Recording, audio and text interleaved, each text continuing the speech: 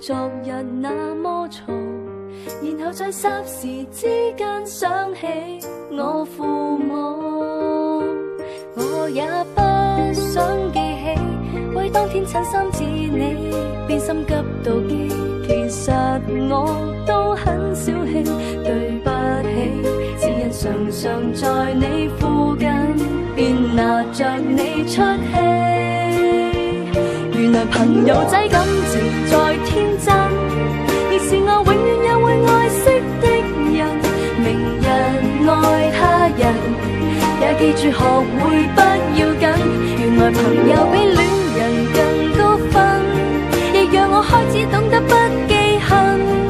若大家都敏感，我更要永遠記得拒絕再因小事壞人。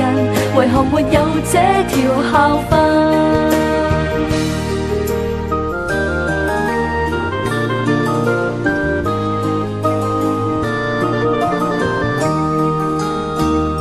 像望着自己的至親，往往太奮勇鬥嘴，以後再不懂事過人。